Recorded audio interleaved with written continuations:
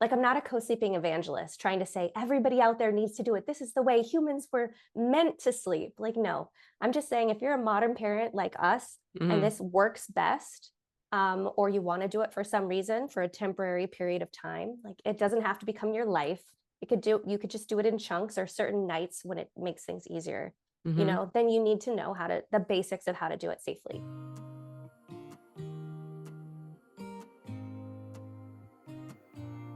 Hey guys, my name is Shayla. Welcome to the HeyShayla Podcast. I went from full-time travel to full-time new COVID mom, and now I'm a mom of two. And holy wow, is motherhood and adulting a learning curve. There are so many decisions we need to make and a million ways to do it right. I created this podcast to interview some of my gurus to share their knowledge and empower you on your journey. Let me be your guinea pig and ask the questions you think everyone else knows. Here, we're a little hippie. We try to do things as naturally as possible. We're open-minded, and we don't take ourselves too seriously. But above all, we support one another and work to find what works. If you're into it, you're our people. Let's get started. Hello, everybody, and welcome back to the HeyShayla Podcast. Today, we are talking about safe co-sleeping because I realized recently that I'm a giant advocate for it, but I don't talk enough about how to do it safely. And so I found Tiffany Belanger I had Dr. Greer on my podcast, episode 63, I believe, talking about nurture in the first 3 years. And she mentioned Tiffany and her account, and she's all about the safety. And I was like, I have to have her on my podcast. When Tiffany became a new parent, her newborn would not sleep in his bassinet. Sound familiar, anyone? She was shocked at how difficult it was to find reliable information about co-sleeping because our pediatricians are telling us not to do it, our aunties are telling us not to do it, but our babies are really wanting it, and sometimes it feels intuitive. I'm just ad-libbing here, but after 2 years of research and real-life trial and error, she founded Cosleepy to help other parents keep their babies safe in their bed. She has been referenced in several articles discussing the controversies of co-sleeping, most notably the New York Magazine viral article, Are We All Secretly Co-Sleeping? You can find her recommendations and safe bed sharing guidelines PDF on her website, cosleepy.com, or you can find really digestible co-sleeping information on her Instagram, Cosleepy. One of our most popular episodes is episode 37, titled Co-Sleeping, What No One Tells You, that gets into the biology of co-sleeping, all the insane things that happen between a mom and their baby when they do. But this episode specifically is going to talk about how to do it safely. And I'm really excited to get into this with her. We chat about who should not co-sleep, how non-breastfeeding moms can do it safely, what to do when you start introducing siblings, and why our culture is just not the most supportive about it. So I hope that you enjoy this podcast. I hope that it's super informative and helpful if you are wanting to start the co-sleeping journey. And let's get started. All right, Tiffany, I am so excited to have you on the podcast. Thank you so much for making time for me. Uh, Thank you. And sorry that we had to reschedule this so many times. I appreciate your patience I with feel me. like that's how every single one of my podcasts start because I'm usually Yeah. interviewing moms and it's like Yeah. juggling our schedules and, oh, this kid's sick or this kid that canceled and whatever. It's like, all right, hmm we made it. We're here. It's a big deal that It my is. two kids are out of the house. They went to like the zoo. Like I was like, you have to be out for at least 2 or 3 hours. Yeah, So goodbye. I know. That's amazing. Good.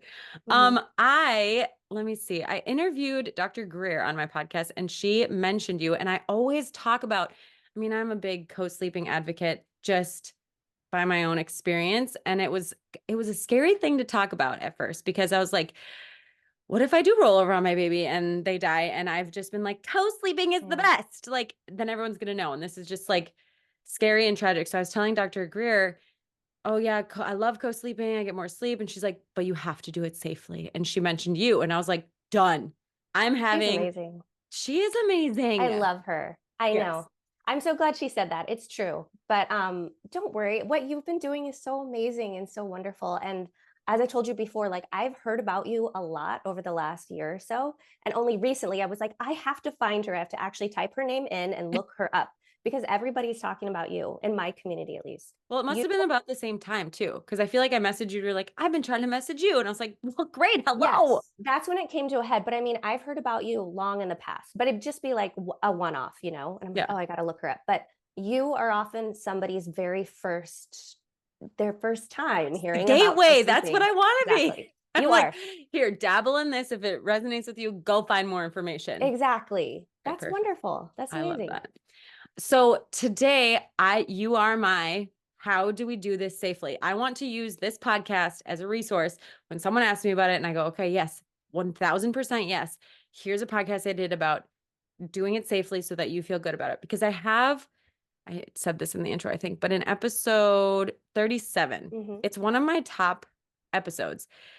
I have all the biological things, like your sleep cycles sync and your breathing and like all of these things happen when you co-sleep. So that one goes through like she's like, your body knows not to roll over the side of the bed. Your body also learns where your baby is to not roll on them as long as XYZ, which we're going to go over. So that's a really good one. But this one is just very much geared towards let's make sure you're doing it safely.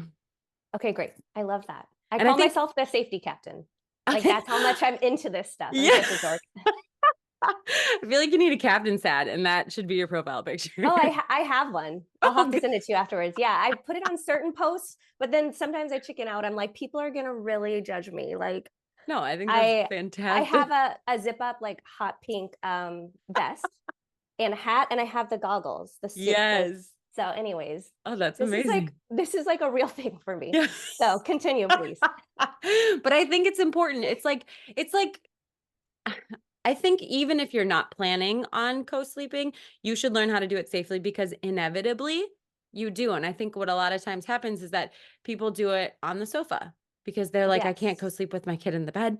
And it's like, actually, that's worse than doing it. exactly. Yeah. Or There's like such a stigma about your bed that people think it's better on the couch, but it's yeah. so much worse, so much more dangerous. Right. And this, I think the same thing about like, if you're trying to prepare for natural birth, people are like, I don't want to know anything about a C-section. And then it's Mm, like, sometimes that's where you go. And now you know nothing. So let's exactly. learn a little bit. And so that's what we're going to do. So Yeah. I always like to start with you. So how did you get into this? How did you get into Yeah. this? How did I you know it's so random, huh? Or such a specific thing. totally? I worked in LA in the entertainment industry, the TV and film industry after college and wanted to do that. But when I became a mom in 2018, as you, I'm sure, like your life is completely changed overnight and you were not prepared for that. Um, Needless to say, I did not continue my career in Los Angeles. So that's kind of a bummer. But I learned a lot because my son did not want to sleep in the fancy bassinet that we bought him. He only wanted to sleep on my chest. When I eventually said, okay, maybe I can try co-sleeping, and I tried to put him next to me, that didn't even work. He wanted to be on me. Are you kidding So me? yes, he needed like that much body contact for several weeks. And then I was able to sort of like Yeah. transition him. But I had to do a lot of research. And I don't know about you, but sometimes when you look up baby in bed, or because you might not know the terminology at that point, you might Right. not know to look up co-sleeping. So, can my baby sleep in my bed? You type that into Google at 3 a.m., you're going to find some really scary search results. Mm-hmm. It's just like fear mongering and really like horror stories. And so it took me maybe 2 or 3 weeks of asking everybody in my life what to do. And my friends and family all said, oh, my baby was fine in his crib. Yeah, he cried Yeah. for hours, but Yep. they're there. Like Right.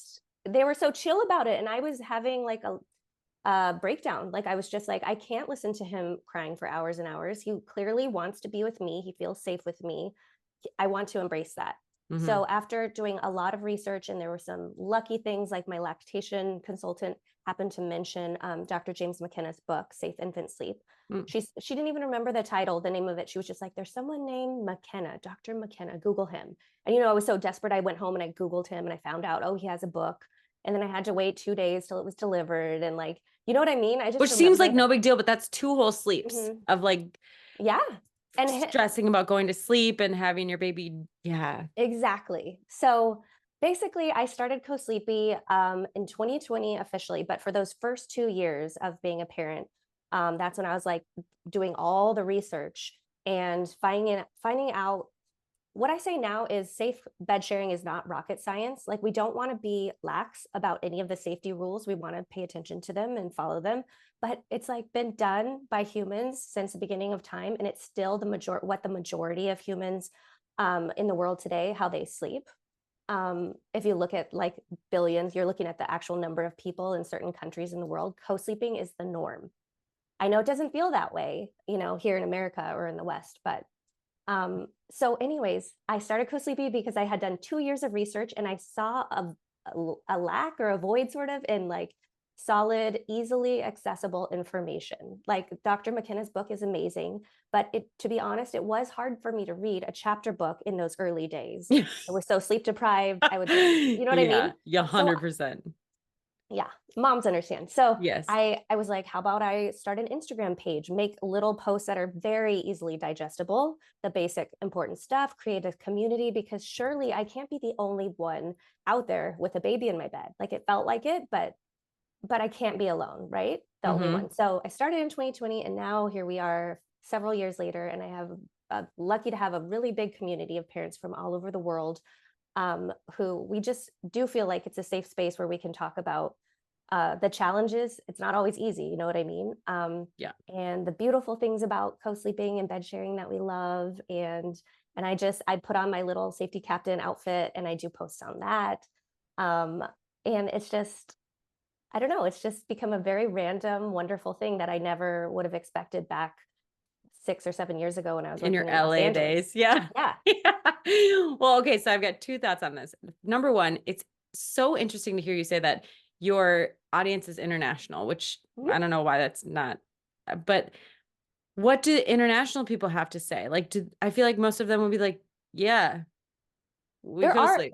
Yeah, there are a lot of people who follow me, let's say in like India, where co-sleeping is the norm. And sometimes they'll make little comments like if I have a post, what do you say to your pediatrician when they ask you where your baby's sleeping? Yeah. That you see all of us, the comments from Americans and Canadians and stuff, and we're freaking out saying, I don't know what to say. I'm so embarrassed, or he lectured me. Then you have someone from India just saying, are you serious? Are these real comments? Like, what? Why is the doctor even asking? And do you have to tell them? Like, it's really cool to see the mix of perspectives there. That is really cool. Yeah. And then I have people from, like, let's say the UK, where co-sleeping is not the norm, but it's much more acceptable than here in America. So they, like, for example, when they leave the hospital, sometimes they're given a pamphlet or something that has like the Safe Sleep 7 guidelines or something like that. Whereas here in America, no, we don't receive any type of instructions about how to safely co-sleep. It's the whole abstinence only technique of just saying never co-sleep. Yeah. Just don't do it. I'm not even going to tell you, I'm not going to give you a clue of how to do it safely, because you should just never do it. Right. That's what we get here. Well, and that's the second thing I was going to say is, when you say that you started looking up and there was all these tragic stories and whatever, like, that's also valid. Those things are real. And those things are like, yes, this can happen. And so that's kind of why I think this conversation is really important, of like, are there people that shouldn't do it? How do you do it safely? So that it takes that fear away. And for the only reason why I did it is I had I want to say random. She's been on my podcast now like 3 times, but she was just a random person that was like, I don't know. I just feel like I just want to like help you with this. She was a lactation consultant. And so she helped me a lot with like breastfeeding, just like through Instagram voice messages. Aww. And then she started being like, I'd be like, okay, my child's like same as you. Mine would not just sleep on my chest. She would sleep next to me. But as soon as I was like, okay, let's do what you're supposed to do. Here's your bassinet. She was like, get me out of here. And so I had to, like, the woman that I nannied for, I felt like I couldn't tell her, because she's like, don't do that. Don't. And same thing, doctors and whatever. And Natalie, who I interviewed, or who I am friends with and who's been on my podcast about it, was just like that. You know not to roll off your bed. You're going to learn not to roll off your baby, the C-sleep and all of these different things. And just like, it was just personal messages in my DMs. And I was like, so then it was like a personal thing that it was like kind of on the down low. I wasn't going to talk about it on social media. But then when I was like getting crazy amounts of sleep and I saw all these moms that were struggling with like staying up all night and like waking up and sitting in a rocking chair at 3 a.m. nursing their baby. And I was just like, wait, what? No, that's just not that's not like the people who will sit on the sofa or a recliner with their baby on their chest and they swear that they will not fall asleep. Like, let's say, like many people sleep in shifts with their partner. So let's Yeah. say their job is to stay up from 2 to 5 a.m. on the couch and they have the TV on. Like, we're only human. After a certain amount of nights of sleep deprivation, you're going to fall asleep. Right. So, and in that case, your baby could fall to the ground or they could get wedged in this soft sofa and their mouth and nose could get covered. You know what I mean? You need, if you're doing it on a firm, flat bed, the worst that can happen is your baby just sort of slips over and is kind of right next to you on the bed. Like, Yeah. we'll talk about that when we go over Yes. the safety stuff. But Okay, so what would you, is there anybody that you would say should not co-sleep? well, there's people, if you are taking some sort of medication, or if you're not sober, or if you're a smoker, you should not co-sleep or bed share. And sorry, I use the term co-sleep sort of as like an umbrella to, and all sorts of things go under it, like bed sharing where you're actually in the same bed as your baby. But co-sleeping can also be if they're on a sidecar attached to your bed, or if you have the bassinet pulled up right next to you to where they're within arm's reach, that's considered co-sleeping too.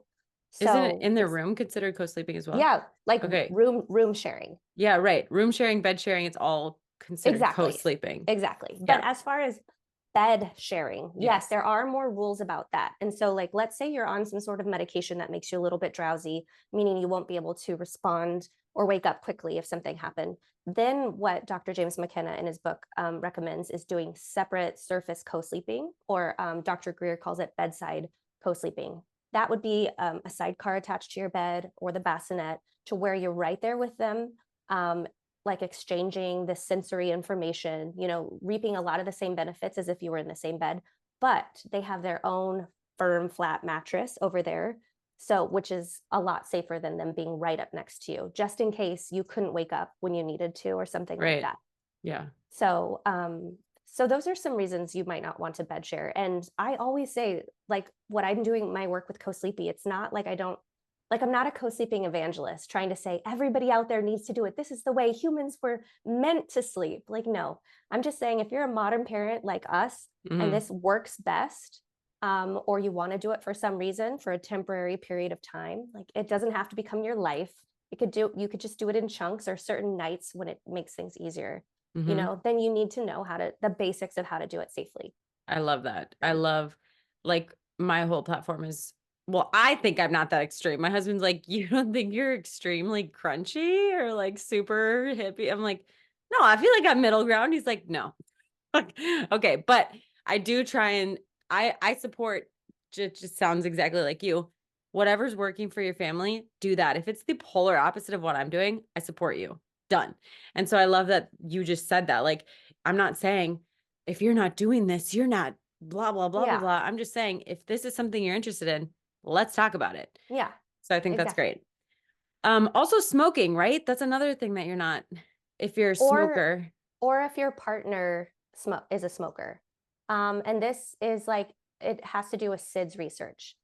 It's kind of complicated, but essentially they think that SIDS happens when a baby is sleeping in the same room as a parent who smokes, something to do with the baby's arousal mechanism. Like, because babies need to wake up in those early days, they do need to practice waking up and stuff. Like, that's kind of the problem with SIDS, is that a lot of times they found that the babies needed to wake up for some reason and they couldn't. Let's say their mouth got covered and they couldn't breathe, or they were overheating and they needed to like hit their parent or get help. You know what I mean? If they were in a very deep sleep and couldn't wake up, that's when SIDS would happen. Not everything is known about SIDS, right? Of course, but they do find that smoking is highly correlated. Okay. So, and I can't remember where I saw this. It may have been from you, but I always thought blankets were solely for suffocation. Like, do not have blankets because your baby will suffocate. But then I saw that it's the overheating factor as well. I mean, okay, so suffocation and SIDS are different. Right. But overheating is correlated with SIDS. So that's but I never even considered overheating. I know. They even say don't put, like, let's say we're talking about a baby in a crib. They say don't put a hat on your baby and make sure to dress them lighter than you would otherwise, because overheating can lead to SIDS. Like, we're not talking about a specifically bed sharing situation. This could happen to any baby wherever they're sleeping. Right. So yes, you don't want your baby to overheat. But the suffocation thing, that is pillows, bedding of any kind, like blankets, stuffies, anything like soft and fluffy, you want to keep away from your baby for at least the first year, at least. The first year. At least the first year, yeah. Yeah. And then they'll become more mobile after that. But a lot of people think that once your baby turns 1, you can just like throw all the rules out, the safety guidelines out of the window. But you still do need to watch out for suffocation risks. I thought once they can like move their heads. It depends. If it's like a thin, like a cotton blanket that you have like 1 layer, but if it's like your big fluffy duvet, yeah, and it covers them, it might be yeah, hard. right. So totally. I don't know, but I'm the safety captain. I'm saying I would. No, yeah, I want to know like the rule. Yeah, and then you can scale down from there and be like, Right. okay, Tiffany, I'm going to do what I want. But at least just know that until at least like age 2, because that's when they say that babies can have their own little, like a small pillow and blanket. Mm-hmm. Toddlers is around age 2. Okay. So until then, why not just say we're not going to let any of that stuff be in baby's sleep space. So like a lot of bed sharing babies and toddlers use sleep sacks to keep them warm. And you can still use blankets if you want, but you just want to try to keep them below your waist so they're not in baby's space. Right. When you're in the cuddle curl or the C. Did you call it the C position? Yeah, I don't know. Okay. Both are. Okay. No. Both. Oh, work. okay. Okay. So, okay. So that we're kind of getting into it. So let's talk about, because there's 7, or how do you classify like the safety rules? Do you go by the 7, or do you just kind of? I think that's a good place to start. That's La Leche Leagues. They've come up with the Safe Sleep 7. So if you guys want to look that up, but I kind of think of it as the mom or the primary parent, the baby, and then the sleep surface. So we kind of already went over what the mom should be like sober and all that. The baby, it's recommended that you only bed share with your baby if they were born full term and they are healthy and meeting all their milestones. A lot of people who have premature babies really want to bed share, which I totally understand. They're like extra worried about their babies, right? Yeah. And so we know that they do, but that kind of goes against Dr. McKenna's recommendations. But again, every parent needs to make the best decision for their family. Yep. And so I can tell you that a lot of parents with premature babies end up bed sharing. But what he would say in his book is to do the separate surface co-sleeping, like have them right next to you, but on their own mattress. That's what he would say. Yeah. But and then the bed, the surface, so you want it to be firm, flat, level, and clear. Clear meaning no stuffies or blankets and stuff like that. Okay. But if you can find a mattress or some sort of surface in your home that meets all those criteria, that's the safest place for them. And that's kind of hard because here, at least in America, we have these like plush, super comfy beds, right? Memory foam. Everybody has like a memory foam bed. So that can be really tricky too. So you recommend the it's called plush mattress, right? The one that I recommend a lot is a latex, not a memory foam. So like the brand I like the best is Avocado, but there's several. So just if you're looking for a new mattress for bed sharing, I would recommend latex, not memory foam, because memory foam heats up underneath your body and shifts and moves. For your baby who's lying next to you in your bed, you do not want anything shifting. It needs to be like as firm as possible and stable for them. Totally. So memory foam kind of defeats the purpose. Yeah. We have a latex mattress as well and love it. Yeah, me too. Okay. So when you're talking about mom and you're saying sober, are we saying like 1-2 drinks is a no-go? Well, I always did it personally. Like if I wanted wine at night, what I would do is wait until I could breastfeed. So that was a couple hours after your last drink, you're going to be, it's okay to breastfeed. So I wouldn't lie down with my baby until that was good to go, especially because we'd be breastfeeding like on and off throughout the night anyways. Yeah. Right. Some people, especially in the beginning, just choose to not drink at all just for, to be safe. Other people like me, it wasn't right away, but eventually I would like have a glass of wine later. But my main thing is having an actual glass of wine, like 4 ounces. It's not that much. Yeah. Like before, back in Los Angeles, when I would pour one, it'd be probably like 7 or 8. Accidentally, I would 2 glasses in 1 bottle. Exactly. So this, I had to actually measure 4 ounces. Okay. And I only get this one. And then as soon as I'm done, I start counting for the 2 hours. So it's not as fun. But you want to be sober so that if anything happens, let's say your baby is overheating, you're in tune. and you can wake up. So yeah, that makes sense.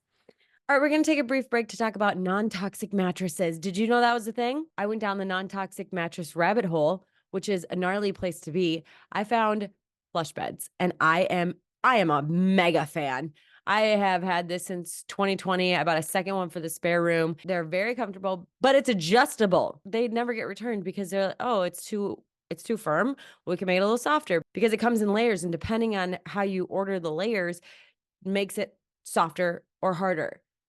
And it's not toxic. So if your babies are sleeping on your bed with you, like mine do, I feel real good about sleeping on this mattress. So I am a super fan. I do not have a discount code for them, but they are always running sales. So if you go to HeyShayla.com/plushbeds pod, P-O-D, you will find it. And it's magical. Let's get back to the show. I remember at very beginning, I think our daughter was maybe 4 months older. It was early. And we went out to like a bonfire, and I was like, Seth, we're not, it's smoke. This is like, I don't know if this is the same as cigarette smoke or not. I don't know.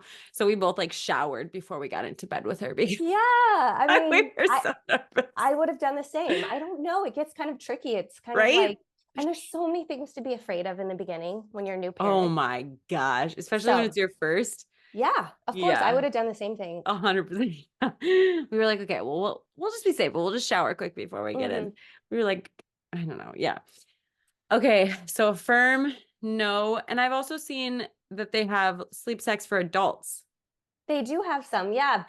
I've heard a lot of people love those. I just had a warm, of course, anything on the bottom can be however many layers you want to stay super warm, but on the top, try to find something thin. Like actually this cardigan I'm wearing would be good for that, because if your baby's like their face is kind of pressed up against you a lot of the time, so you wouldn't want like this big fluffy fleece type thing. And that could also like lead to overheating. So something like cotton, like a breathable fabric, is probably best. What did you wear? Did you just pull your shirt up, or did you wear something that was buttoned down? I love the bed sharing cardigan, where you button the top one, but then the next two are open. Oh, wow. And then button the rest. And that way, because see, if this top one is open, you'll be super cold lying there. All the air. Totally. Yeah. So the top one keeps you nice and warm. And there's just this little opening here. And so when you breastfeed, put your breasts there. And then that's what I did. There's all sorts of tricks and stuff we have to learn. And so I think I would just I was just I didn't even like the nursing bras because I had an oversupply. So when it came down from the top, the bottom like waistband, that's not right. Whatever. The band that goes around your ribs would just get soaked because I would just be leaking. I was like, this is not it. So I just went to like a sports bra, and I don't know why. Like my husband's seen me give birth. My husband's like, once you're with your partner for that long and they've been through childbirth with you, you're like, there should be no boundaries. No, I would wake up and my boob would be out, and he would like walk in and I'd be like, oh, I'm just like laying here with my. It's just like a very vulnerable time, even with your partner. You're just very raw and vulnerable. And I agree. He could care less, but I was like, oh. Yes. Put my bra back down. Maybe I fell asleep when they were nursing. I don't know.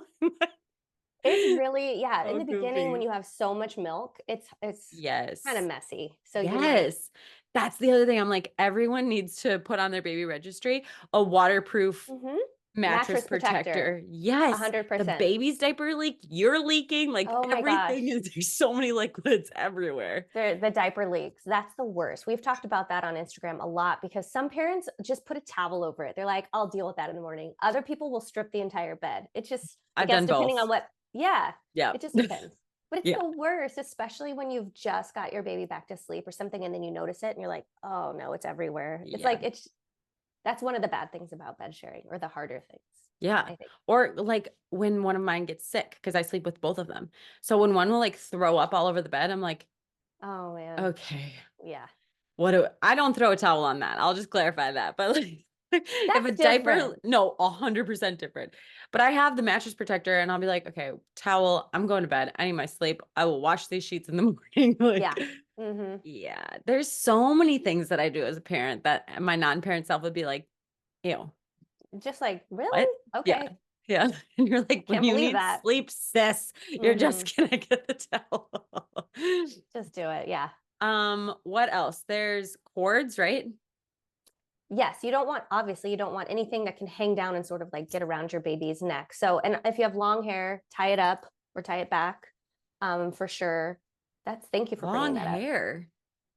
What is the It's very rare, but in Safe Infant Sleep, they mentioned that it has happened. Like a woman, like a mom who had really long hair, it just somehow got wrapped around her baby's neck. Oh my It's gosh. very rare. But again, just putting it out there. So why not? If you have Yeah, long hair, right. why not just tie it back Yeah. while your baby's really little? Well, You and know? I didn't realize this, it didn't even dawn on me. So, but people have like cords for their blinds and Mm-hmm. if their bed's right next to the window or something, we have a grounding sheet. So we plug it into the grounding part of our outlet and it grounds us all night while we're sleeping. And it's just I don't know this what that is, but that sounds amazing and earthing, like, crunchy. That sounds oh, crunchy. I like bought my dad one and he's like, what is this? I'm like, I don't know. I think it can help with your inflammation or something. Tell me if you have, like, so like when your feet physically touch the ground, you Yeah. get the positive ions from it and it helps to get rid of all the free radicals and whatever, or same thing. I guess just, or like if you get in water, you get grounded. Well, there Huh. on your outlet source, the top two is the electricity and the bottom is the grounding. The Mm-hmm. ground, there's like some stake in the ground somewhere outside of your house that keeps your house grounded so that, I don't know, it doesn't Gotcha. get crazy. You only plug it into that bottom grounding bit and then it clicks onto your bed. And then there are like um metal, I don't know, conductors in your sheets basically so that What? you can be, yeah. Oh Is yeah. this a joke? I've No. never heard about this in I my life. don't even know if I believe in it, to be honest, but I have one. It works. And that's why I gave it to my dad because I was like, oh, you got symptoms? It's supposed to help with inflammation. Like, we're going to test it on you because I don't really have any like things Exactly. that I'm trying to do. But then one night, my 2-year-old is pulling on this cord and it's Yeah. all in our bed. And I was like, oh my gosh, I never even considered this cord That's in a, our bed because it's usually tucked under. It doesn't even come to the top, but she like found it somehow and was just like, I yay. And it's know. a long cord. And I was like, okay. They are going to find anything. They find, you know what I It's mean? Like incredible. when your baby becomes mobile, and especially if you've put your mattress directly on the floor, sort of like a floor bed, you have to safety proof the entire room because if you're Yes. just nodding off, you're not watching, they could pull down the drapes. Mhm. Or if The you haven't dresser. anchored, yeah, you have to anchor Yeah. all your furniture. Yep. It's work. That's what But we did with the floor bed. But then once you do all of that, it's kind of the greatest thing ever because you're like, I'm exhausted and I know that this room is pretty big, yeah, like baby proofed. I'm going to lay here and chill for a minute and let you explore with your books and explore with your thing. And like, I can actually relax because I know that I've done all that pre-work. exactly. I love Yeah. that. I love that. I feel like a lot of parents don't want to, they don't like want to admit that they're going to be co-sleeping long term, or they kind of like resist it for a long time and they don't make these changes. But that Mm, means they're uncomfortable for a long time. Like let's say you need to buy some new pillows to help support you when you're in the cuddle curl position. Like putting yeah. a pillow between your knees really helps. But let's say you don't buy one because you're like, she's going to be in the crib soon. You know what I mean? And then you're uncomfortable for weeks and weeks or really sore, or you don't safety proof your room and something happens. So it's just, I always say, like, if you can just make some changes or do some things to help you get more comfortable, like chances are you are going to be bed sharing, maybe not forever, Yeah. but like, you know, like just, it's okay to just embrace it and go with the flow and just say, I never envisioned myself doing this. Like me personally, I never ever thought I'd be a parent with a baby in my bed Oh, ever. funny. No. But I was like a feminist. I was like, no, that he's going to be in his crib. Um, but now that I've been doing this work for these 4 or 5 years, I found that a lot of women consider themselves feminists, and that's one reason why they co-sleep. They feel like it's more empowering to be able to say to the pediatrician or society or whatever, like, thank you, but I'm going to make the decision that's best for me and my child. Hmm. And that makes them feel good. Does that make sense? Yeah. Okay. Yeah. Yeah. Okay, good. I'm like, I don't know if I explained that right, but like, No. it's not like being a feminist is very different than what I thought it was back then before I was a mom. Well, and I feel If like that makes everyone sense. kind of has their own definition and what feels good to them for what that means. Because That's true. I've also read super like women are made to be homemakers and it's like what we're good at and we should embrace that. And they're like, and the feminist movement took that away from us. And it's like, what? Like, so you just have, Yeah, I have people in our community on both sides of the spectrum. yeah, Completely both, and doing it like passionately, but for completely opposite reasons. And that's totally. great. That's Yeah. like, who cares? Like, if it Yeah. works for you, do it. It's a tool. Like, just Yeah. use it to get more sleep. It's Yeah. basic. Yes. Um, I'm going to add to, you said putting a pillow between your knees. I just have a Mhm. tiny little wedge pillow that I use. That's amazing. Um, but I remember talking to my chiropractor and being like, I'm kind of like crooked all night long, like Yeah. because I had two. So I had one that was actually breastfeeding. So I was kind of like more tilted her way. And then I had the other one that was kind of either she snuggled up on my back or on my arm. So I would be like this Yeah. and Oh. twisted. And my chiropractor was like, stuff a pillow behind your back so that you can oh my Hmm. gosh. That was the Game best tip changer. oh my God. I know. Just a little support that like the pillow gave you that your body didn't have to do. It was, Exactly. oh, it's Yes. nice. I have one of my free downloads that people can do, on my Instagram is a pillow guide. It's like the 3 types of pillows that you need. And Ooh, I give links and stuff. So the back pillow is super important to hold you upright. So you're not like constantly leaning, like you were yeah, dealing with more because you had your daughter there. But yeah, in general, it's like hard to sleep on your side all night long without sort of leaning over. So you need yeah, something wedged in there, something between your knees and your legs to help align your hips will really help. And then of course a head pillow, but a lot of moms don't. They're too scared to have any pillows on the bed when they're bed sharing. You can, as long as, again, as long as the pillows aren't in baby's little area, like the little pocket that you create when yeah. you're in Let's talk the about the cuddle curl because we've mentioned it a few times, but yes. let's go more into it. So this is like an instinctual position because anthropologists have observed it all across cultures all over the world. Like I've seen it like in the airport, like if a mom's on the ground with her baby, you know what I mean? It's like where you're on your side facing your baby.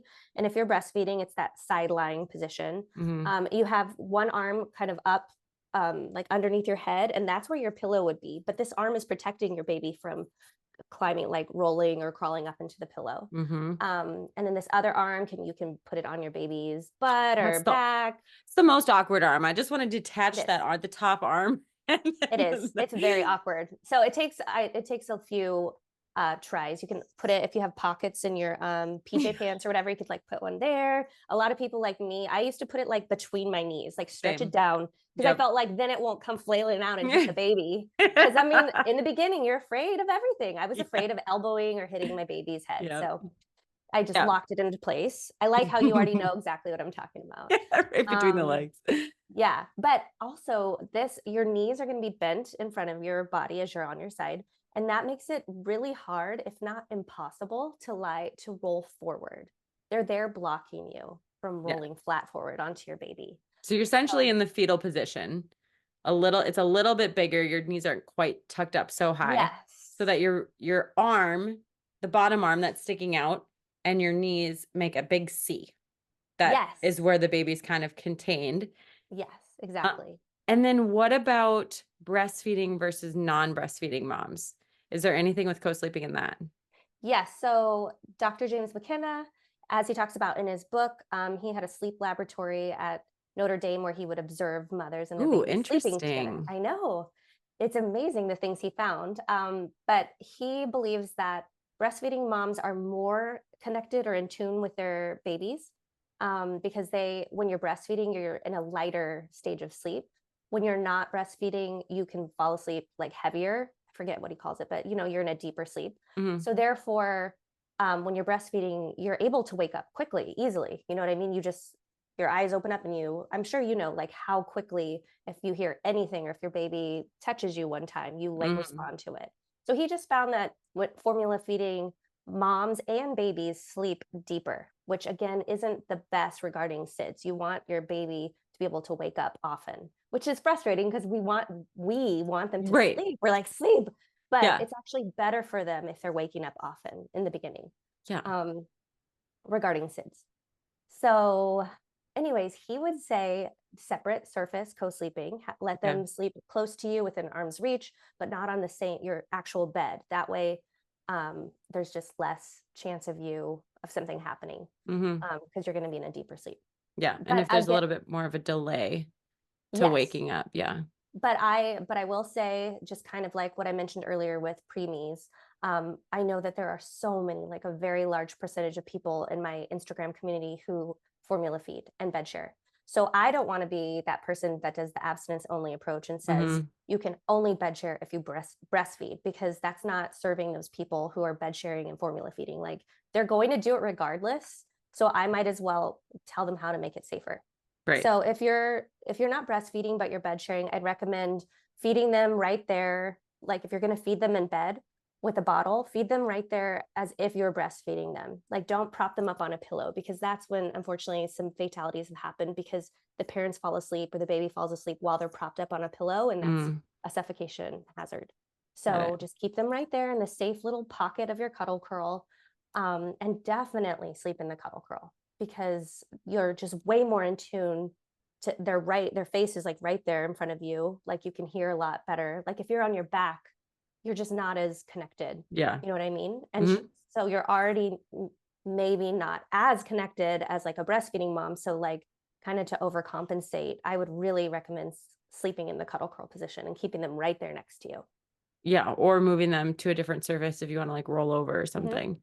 Yeah. Cause that was one of the criticism of the podcast that I mentioned before that I had done, she was very adamant that like breastfeeding mom, you need to be breastfeeding. And then there's a bunch of formula feeding moms that were like, but I want to co-sleep. Like, so is it not safe? And I was like, I don't know. Yeah. It's just, what are we supposed to say to those moms? You know, maybe their baby is like ours, where they just won't sleep in their crib. And maybe they didn't produce enough milk and they need their baby to eat. They need to feed their baby this formula. What are we supposed to do? So yeah, I think if in an ideal perfect situation, you would be a breastfeeding mom and you would breastfeed your baby all night long in the cuddle curl.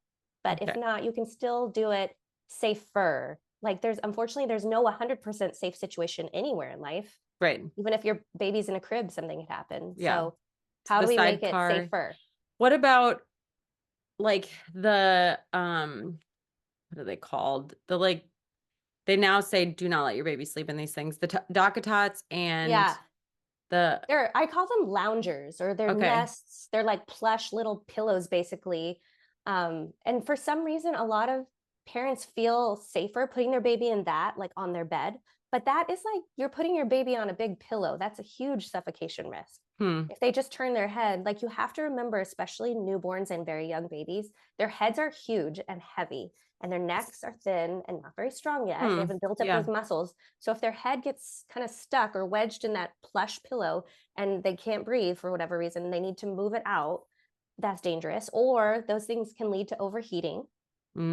So I know it's very scary, but if you just clear off your mattress and it's firm and you put them right beside you, that is so much safer than like putting them on a fluffy little nest or pillow right next to you. Yeah. Interesting. I had one that was flat, that just had like rails that kind of came up and around. I never used it to co-sleep because they were just in my bed. But do you think that would be better? Or have you not really seen anything? No, I'd have to look at it and look at the material, like what it's made of. But the safety captain talking would say, you're adding risk. You're adding like a fluffy thing. Whereas if you take that away, less is more with bed sharing. Got it. Okay. Okay. What about dads? So it's recommended that the dad or your partner sleeps behind you and you're facing the baby over here, at least for the first year, while they're more vulnerable or SIDS is a risk. But a lot of parents, for logistical reasons, especially like when their baby becomes mobile, starts crawling, they feel safer with one parent here, baby in the middle, and another parent. So if you want to do that, I would say wait till 4 or 6 months at least, when they're much stronger and everything. But the later you can wait, the better. But please use separate bedding with your partner. That way there's no chance that you'll like pull up the blanket accidentally and cover your baby. So your husband has his blanket and you have yours, and he can use it however he wants. Like, it would be ideally he would kind of keep it lower just because the baby's near him, but you for sure would want to keep it just up to your waist, because the baby will be, homed in on you, sort of like you're the home base there. Like the baby shouldn't be over by your husband. Right. Okay.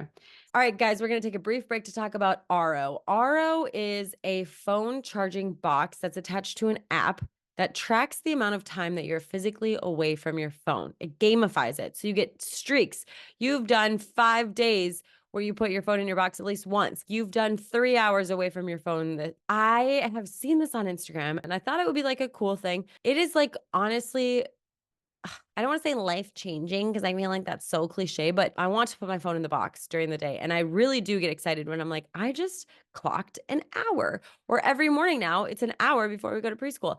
And I've noticed that my anxiety is down. I've noticed that I'm like way more present with my kids. So their tantrums are down. I've noticed that they have less screen time. I've just noticed, so we get outside more, we play more games. Like, you can absolutely do this. Just put your phone away.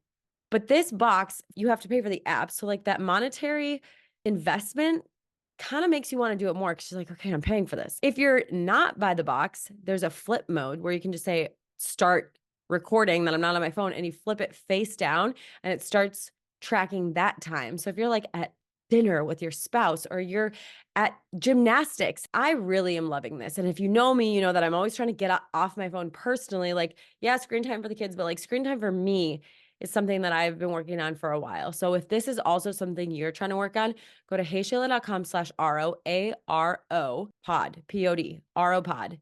And you can use HeyShayla as a discount. Let's get back to the show. Okay, again, 2 things. I always have 2 things. When we talk, the breastfeeding versus non-breastfeeding, I'm going back to that because I forgot to say this. I saw something recently that was another factor with that is that breastfeeding babies stay by your boob. So they stay low and off the pillow or away from the suffocation, where like the bottle fed babies maybe crawl around more and can get more into like more suffocation hazards. That's exactly. That is true. They found that like breastfeeding baby is like homed in on your breast. Seriously. They don't want to go anywhere else. That's a happy place. I was worried when they started crawling that they were just going to like crawl off the bed. Nope. Because they can, but mine were just like, if they woke up, they would just sit up right next to me. Be like, mom, or just start crying or whatever. Mine weren't really explorers, but not to say that other babies aren't. Yeah, it could happen, but it does help. You have that advantage if you're a breastfeeding mom.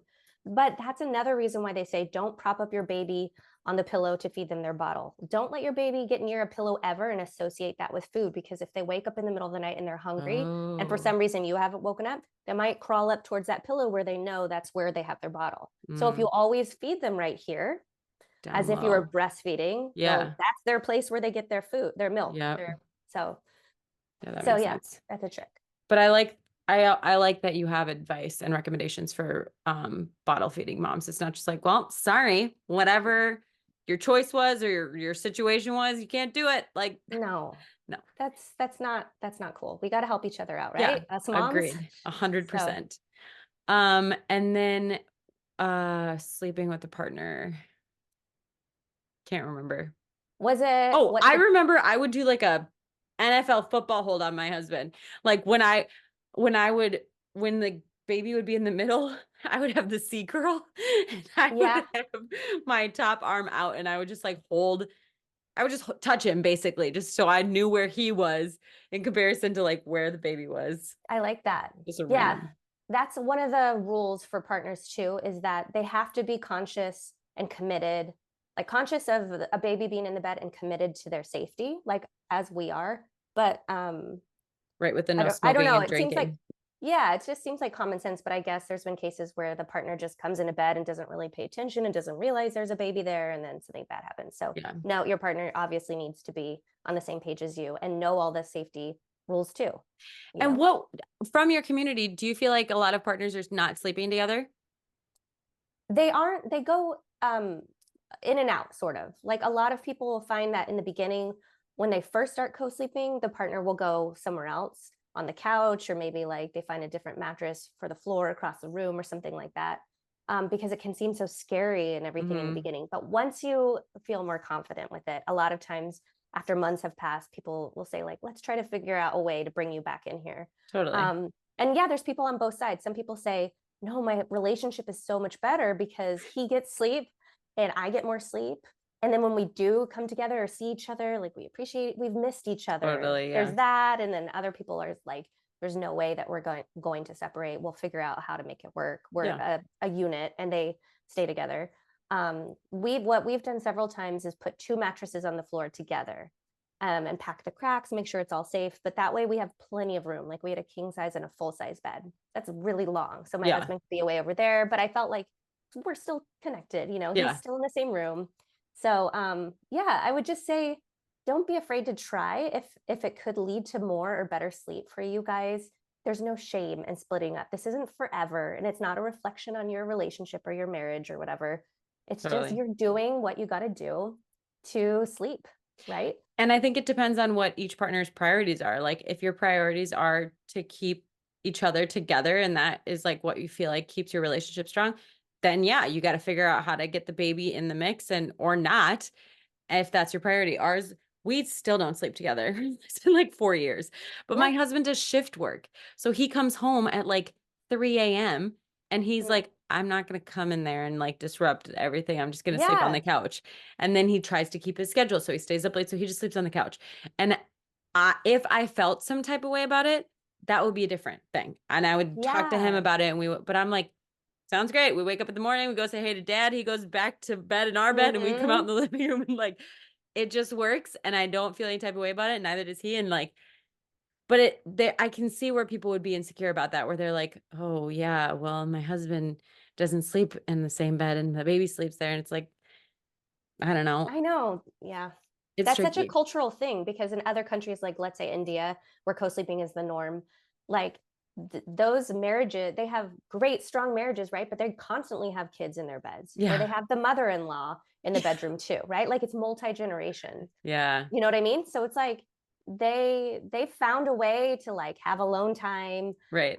Be together still. Like they figure it out. I don't know exactly how they do it, but like here it's like the Western ideal of independence. Totally. And the marital bed, like that's not a thing in India, the marital bed, but that for us here, that's like deeply ingrained. Yes, definitely. So I love what you said about like, if you're good and your husband is good, that's what matters. Like, who cares what your neighbor, your friend, or your pediatrician or whatever says? Right. You guys are good. It's working for you. Yep. So that's what's important. Totally.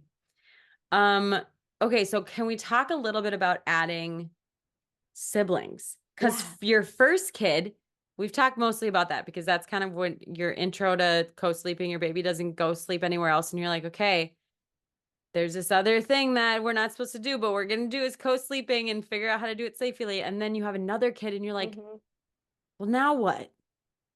It's really hard. I would say for most families, it's really hard, especially depending on the oldest temperament and their personality. But they've been used to being with you all night long, and you're their safe place and their home base. And now all of a sudden overnight, they have to share you.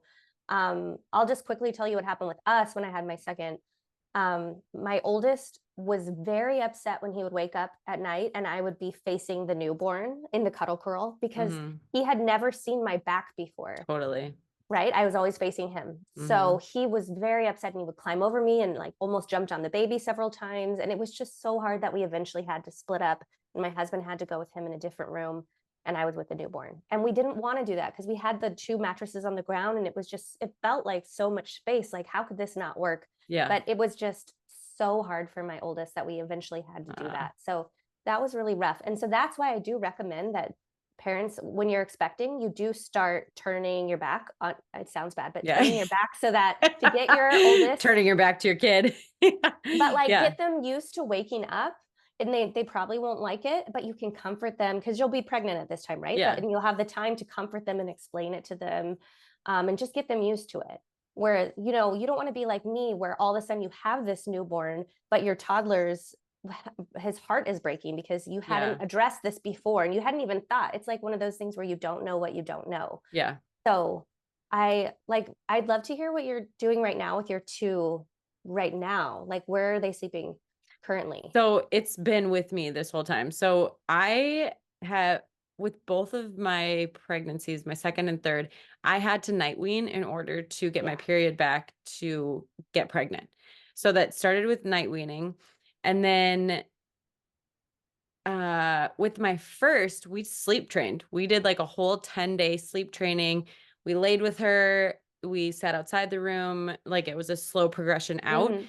and she did great. And we would walk her upstairs, do the whole nighttime routine, and then go downstairs, and she would sit there and like talk to our baby and whatever, and then fall asleep. And I was like, what is life? Like, this is like, there are cons to co-sleeping. And I've done There's like a, definitely challenges for sure. yes, but it's just weighing which ones, again, priorities Mhm. or like what's important. And so that worked. And then when my second got here, my husband would like go comfort her on her bed. And then like 4 months in, she got sick. My husband was back on nights, and I was like, everybody's coming in the bed. And so that was what we did. I just had one on each side, and it made bedtime easy because at that time, Mhm. my 4-month-old started to have a little bit more of like a bedtime. And so they just went to bed at the same time, and it was great. This has been my biggest stressor for this pregnancy because I'm like, I only have 2 armpits. Like I only Yeah. have 2 places for these babies to sleep. And so my 4-year-old now pretty much sleeps through the night. Like once she's Okay. asleep, she's out. My 2-year-old, not the case.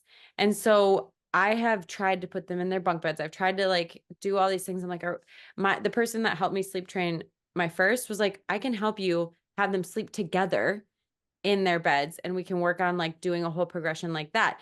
And I don't know. So that's why I'm like recording in a different spot right now because I'm looking at my bed right here. And then we have a little nook that the previous owners used as like a closet. There's a big window in there, and it's high ceilings and whatever, but that's like their little nook where we have a queen mattress in there. Okay. So this is like new. This is like within the last week. That's their room, and they can I see like my that. bed. Yeah, it's like the whole upstairs is a bedroom now. It's not really working yet because I don't really have a full-blown plan, but basically I put them both down in that room together, and then throughout the night, the 4-year-old pretty much sleeps. Like I said, the other one probably is every 3 hours, like, mom. And I need to like get my head right and be like, okay, for the next 10 days, I'm going to get up, gonna get out of bed, comfort her in her bed, help her fall asleep in her bed, because she literally will grab my arm to get on, Yeah. cuddle me. And so I need to, because now I'm tired and I'm like, I'm over Yeah. here.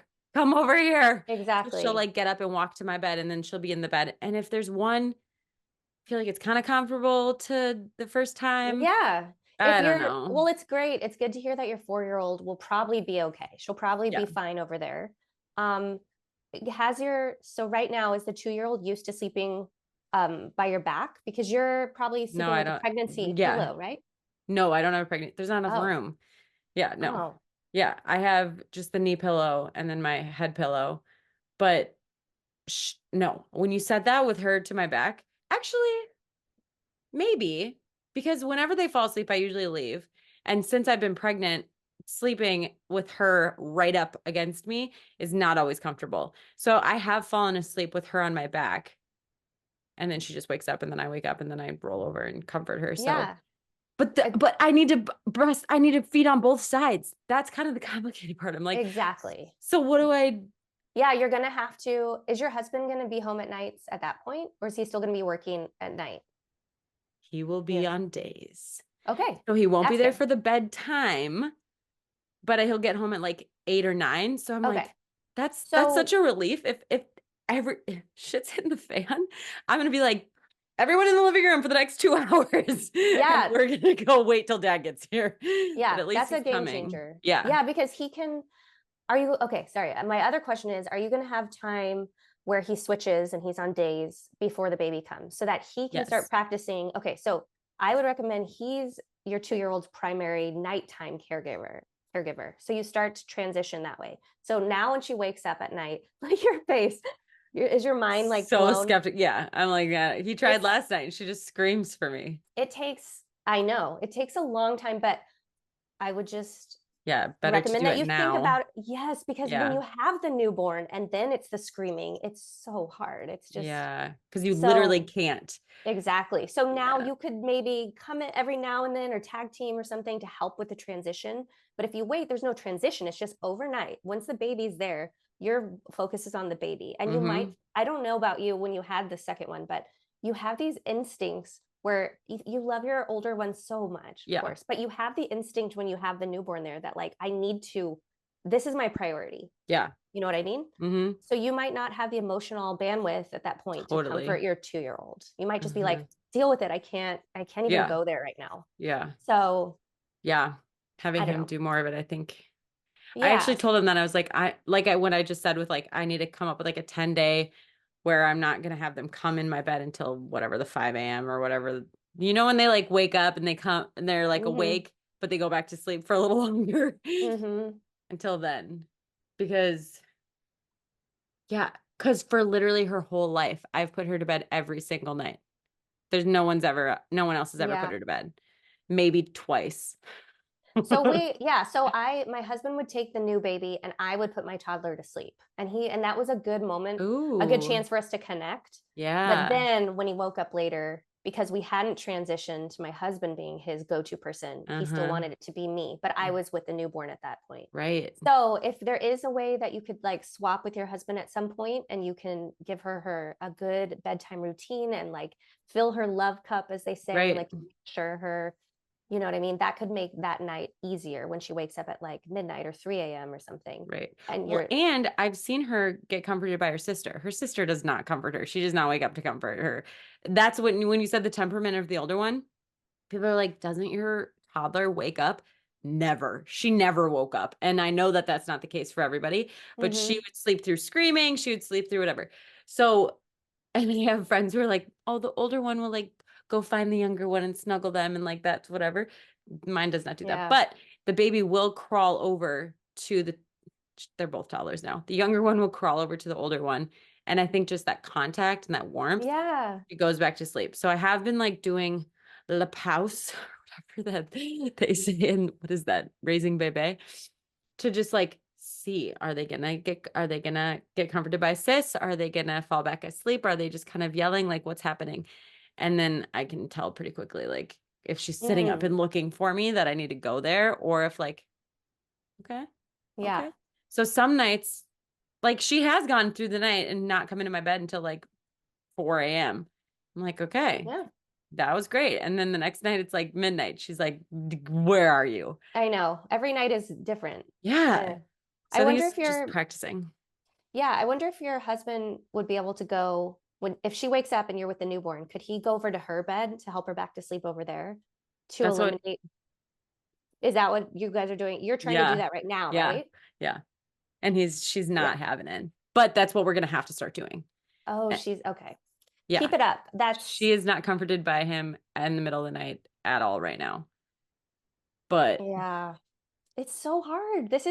For me, this was the hardest, most heartbreaking part about bed sharing. Right. Like, and I love it. I love so many things about bed sharing, but that adjusting, going from 1 baby to 2 was so hard for us. Yeah. That's why I'm glad that we did the sleep training, even though that's against everything that I talk about. It felt somewhat like chill when we did it. Like I didn't feel like there was this like cry it out phase or anything like that. And she was also almost 2 years old, but this one. So just go ahead. Oh, I was just going to say, do you have a bassinet or are you just saying, no, we're going to co-sleep no matter what? I tried the bassinet. I'll get a bassinet, a side sleeper. You will? Okay. Yeah. Because I've also had friends that their first they co-slept with and their second, they were like, they would not sleep next to me. This baby would crawl all over. She thought it was fun that she was in my bed.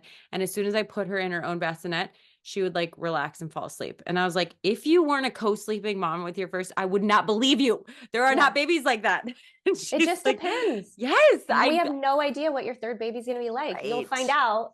And the good news is you know how to do it safely and you've set up your room, the big bedroom safely, right? And you have your plan with your two older kids over there. But like, yeah, you're going to have to just go with the flow and see what happens. But yeah, I will get a side sleeper and just see if they're going to do that or not. Yeah. And then if not, we'll just have to figure it out. That's exciting. But it's just keeping that baby safe, you know? Like I feel fine about everything else, but I just want to make sure, like what you're saying, like where the toddler would jump over and like want to be there. And or if I switch sides with the baby and then they're on the toddler side, I'm like, okay. Yeah, you can't Yeah, that's why I asked about your husband, because he's going to need to wake up every time you switch sides. And some people feel bad about that, but I'm like, come on, you're waking up. Like in the early days when you're newly postpartum, like your partner needs to be doing everything that you're Yeah. doing, I think. So anyways, you'll need to tap him and be like, all right, you need to block, you need to be in between, or depending on how you're switching. Oh, right. Yeah, it's not, unfortunately, it's not like he can just sort of like chill and sleep on this side of the bed. If you didn't have a toddler, I guess you could probably be more lax, but like I you don't want your know. new baby to wiggle off the bed, and they're not super mobile in the beginning, but they can like wiggle, Yeah. remember? They can move. Yep. And you don't want them to get too close to your toddler, especially if she's like, depending on how she's dealing with the transition, she might be very emotional or um energetic, like when she Yeah. wakes up Or and she sees the clingy. baby. Who knows? Yeah. Yeah. So you Yeah. want either you or your husband to be between the new baby, and either of your two, even your 4-year-old, Right. shouldn't be right next to the newborn. Mm. Okay. That's good. Yeah. Ideally, it's just you.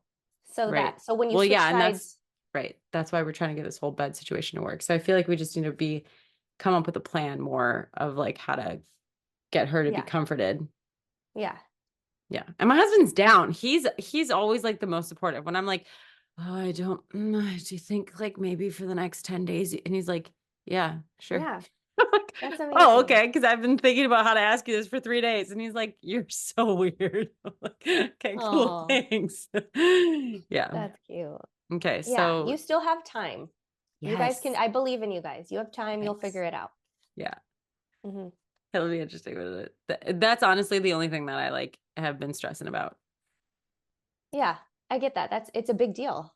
And you Yeah. won't, until you meet this new baby, you're not going to know how Yeah. it's going to get Right. out. Yeah. All right. The last question I'm still going to ask, even though we've kind of touched on it, is like, why do you think our culture is so afraid or doesn't support co-sleeping? Yeah, it's just, yeah, we kind of touched on it.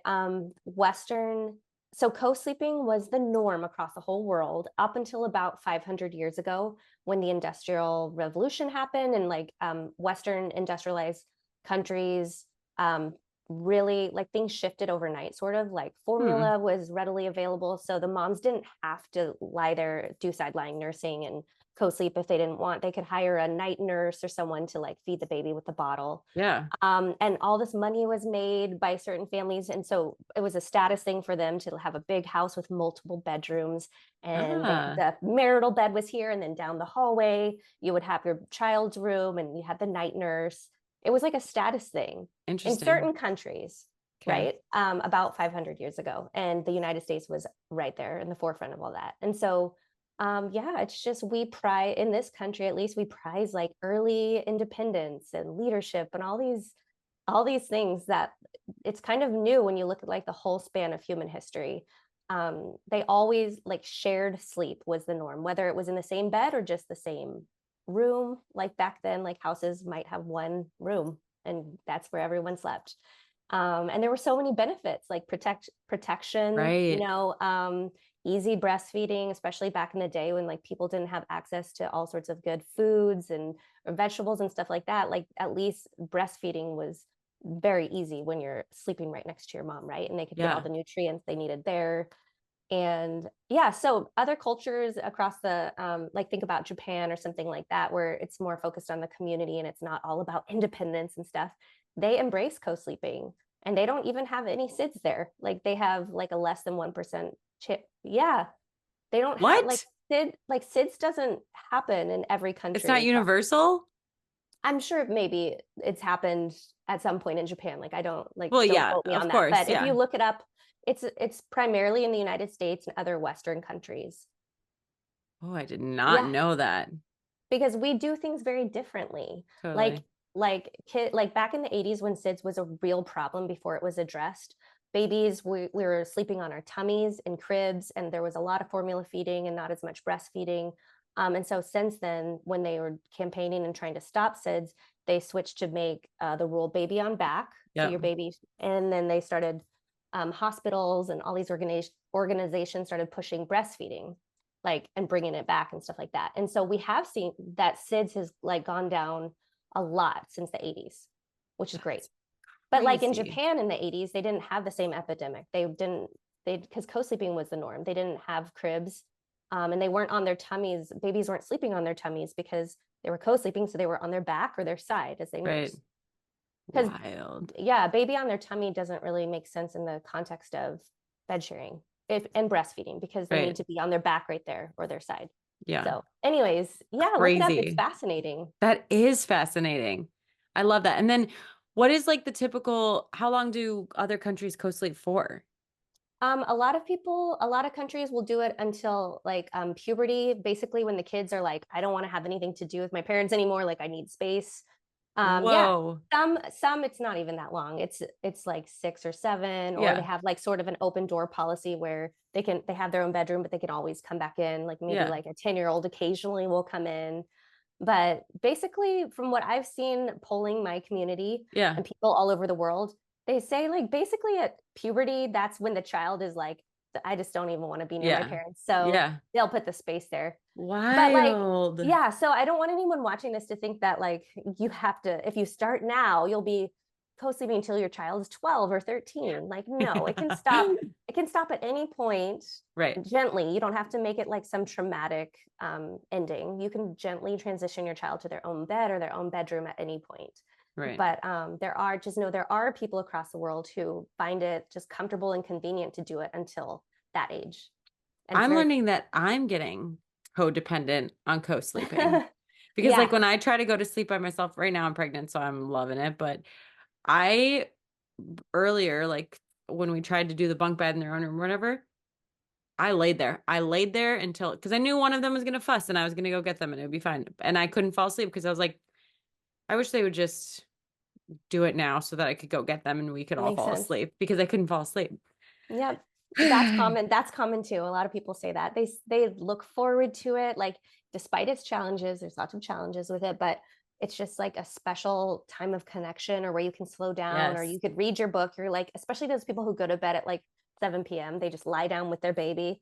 But they, even though it's kind of annoying at times, Yeah. some say they love reading or scroll, like watching something. They have like an iPad and they just watch like Is It Cake or some sort of reality TV or something like that. It's Yeah. like it gives us an excuse to just slow down Yeah. and just, you know what I mean? Because before parenthood, a lot of us, like I never had nights like that where I was just in bed at 7 p.m. and I could sort of just have the freedom to think about whatever I wanted or look up whatever I wanted. And Yeah. do you know what I mean? Yeah, no, I tell my girls that every night. I was like, do you know what? This is my favorite part of the day. Because it is. Once I lay down with them and we all are just snuggling and we have our routines, we do either 2 books or 2 stories, and we do like our prayer and we do this and like whatever. It's just like, and then I get to snuggle them to sleep. I Yeah, love it. Like I I know. love it. And I know a lot of working parents who co-sleep for that reason. They're like, I haven't seen you all day, and so I want to snuggle you. And Exactly. my girls always let me roll away. Like I have friends that are like my kid, if as soon as I roll away, they wake up. Mine let me. So I've been able to like put them down and like not 100% of the time. And then like go do some things and then like come back and go to sleep with them. And it's just, but I will say the challenge is like, because you are now taking on the role of pretty much nights moms. If you're breastfeeding all night, I remember learning about the side nursing. That was a Mhm. game changer. I was like, excuse me, what? How do I nurse you laying on my side? And it was so I awkward at know. first because you're like trying to get your nipple in their mouth and like get in the right angle and whatever. But then once you figure it out, you're like, this Game is changer. relaxing. Yes. And you can, just to clarify here, you can fall asleep as you're nursing your baby. As they're, you know what I mean? Like a lot of people will try to stay awake, but no, that's the whole point of bed sharing. If you've Yes. set up everything safely, close your eyes and fall asleep. Like they'll unlatch and they'll probably roll backwards. They will roll forwards because your body's in the way. And that's the dangerous thing, because you don't want them to be on their tummy. Right. But so they'll either stay on their side or they'll roll backwards. They're Yeah. safe. It's just crazy. And like I mean, they woke up frequently, but people would be like, "Oh, how often do they wake up?" I'm like, couldn't tell you. I don't I have know. no idea. I kind of wake up, feed them, Yeah. and we fall back asleep. Yeah, and like those studies have shown that they are nursing many times when you're not consciously, like you're not waking up. It's crazy. Yeah. Yeah. But you are taking on the primary role at night. That's what I found. And like what someone told me was that one tired parent is better than two. And I just clung to that. I was like, okay, done. I wasn't even that tired because of it. But I was just like, I don't feel like I need to be like, husband, go feed the baby. They're crying. Husband, go. I, I just did it. And it does take a toll on you because you're like, it'd be nice to not have to do this one night. And so the pros and cons are definitely there, but Yeah. Again, there's no perfect situation. Like if you had to right. like get up and go deal with the baby who was in the bassinet, and then you know what I mean? Like that's a lot of walking and pacing and rocking and all this stuff. Like there's many nights I bet where you don't even you're horizontal the whole night. You don't even get out of bed, right? Yep. Yes. 100%. So Awesome. Amazing. So what other resources do you have? If someone's like, okay, this is another gateway intro to this, where can I find more information? definitely Instagram and my website, cosleepy.com. And I have these guides. They're sort of like ebooks with links and photos and videos about, one is cuddle curling. That's specifically just about your baby sleeping beside you in bed. And then I have another guide about chest sleeping. If your baby's like mine, where they have to be on you, like how can we make that safer? And the guides do safety, comfort, and logistics. So there's 3 sections in each. And actually, I haven't told anyone about this, but Ooh. I know I'm really excited, but I'm actually turning my guides into a book. And so it should be out next year. What? I just started writing it. That's so exciting. I know. I feel really scared because I want to make it really good. But I just, as of last week, I signed a contract and I have to turn in the manuscript by like September. So about 4 months from now. Yeah. So I'm really scared. But yeah, I hope to have like a physical book because I love my guides and I get good feedback about them, but they're like digital. So I want to have something for people to go when they go to a baby shower, or their best friend is pregnant, like to hand them something and be like, here. It's much easier than saying like, I'm going to sign you up for this digital guide that you have to log into. Like that's just not realistic. Like I want to make it easy for pregnant moms who maybe like don't know they want to co-sleep, or maybe they think they really don't want to. But again, we want everybody to have this information, just have access to it, just in case there's even one night where they're desperate and they pull their baby into their bed. Like we want to keep those babies safe. Totally. So anyways, yeah. So Cosleepy, I love that it's the same on all the things. That makes it super simple. And then you can do guides, but you also do consulting.